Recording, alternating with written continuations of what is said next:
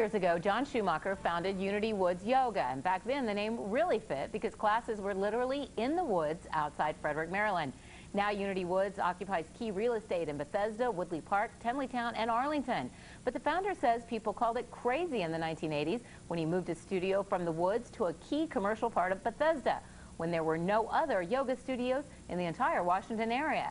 Now, with high-profile Washingtonians like the New York Times' Maureen Dowd and White House Chief of Staff Rahm Emanuel all grabbing their yoga mats, turns out Schumacher made a great business decision after all, simply by trying to loosen the limbs of even the tightest Washingtonians. John Schumacher, thanks for joining us. Thank you for having me. So you are one of the top 13 certified advanced Iyengar yoga teachers in the country. You constantly continue honing your craft, but you're also a businessman. How do you balance the whole ethos of yoga with the craziness of the business world? Well, it's not really a conflict at all for me. The process of doing business is mostly, for me, common sense. It's a matter of just trying to fulfill what my intention, my purpose is, which is to share my enthusiasm and the benefits of yoga with as many people as I can, and so I'm just trying to figure out ways to do that. And from what I understand about you, you probably would have been happy to continue doing yoga in the woods, but you wanted to reach more people. It wasn't that you wanted prime real estate in Bethesda, but now you've got it. What were some of the changes that you had to make, or how did you change people around you to get Washingtonians to give it a try?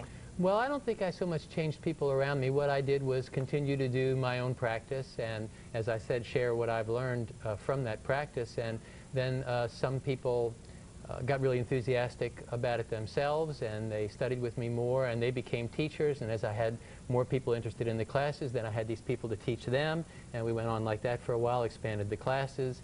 And then people were coming from Washington up to Bethesda for the classes. And so I had enough teachers and students at that time. I said, well, I'll open a center in Woodley Park is where I found a spot. And the same thing happened eventually in Ballston and Arlington. And so it was really an organic process. As you mentioned, back then there weren't any other yoga studios around.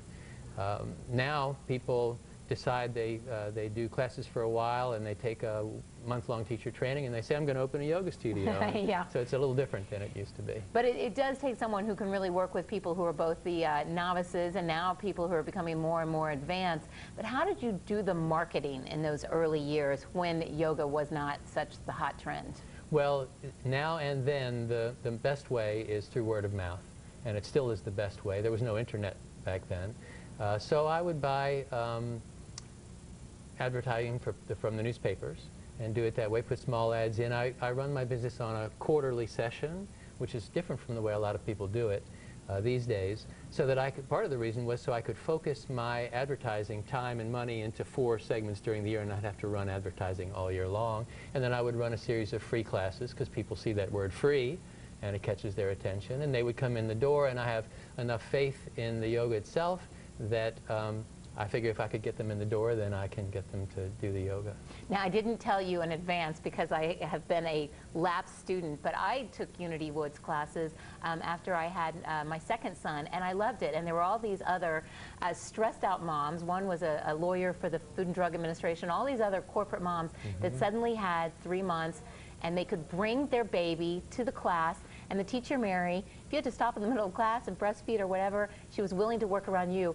You've really branched out to try and fit everyone's different lifestyle needs. We have, and one of the things that's different now about yoga than it was then is there are lots of niche markets. And so there are classes for people with all sorts of different problems, physical problems, different circumstances in their business, and prenatal classes, teen classes. And with the class I took, you brought your baby, and the rule was you could take the class until the baby started to crawl, and then the baby gets in the way of all the other people taking classes. Right. What are some of the things that you have to do to teach the average Washingtonian? I think we are a more stressed out group than in some other cities, say Austin or something. Say Austin, you picked a good one. You know, people are stressed out everywhere just because they have high-powered jobs.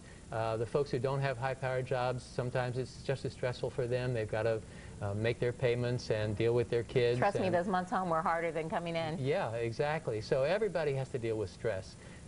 What yoga does is show you ways to deal with it that will work for you and not diminish your health. Stress is a real killer as far as health goes. In fact, I'm engaged right now with one of my teachers who's getting her PhD in nursing, and we're going to do a study on Iyengar yoga, which is the kind of yoga I do, and its effects on stress. We're looking for a grant for that, and I think it'll be really productive for people because it is amazing how damaging stress is for us. I got a few people that I can line up to take that class. Oh, I bet they're... Well, a successful business for a lot of people in business and outside of business. Thanks so much for coming in to talk about the 30th anniversary. Congratulations. Thank you, Rebecca. We'll be right back after the break.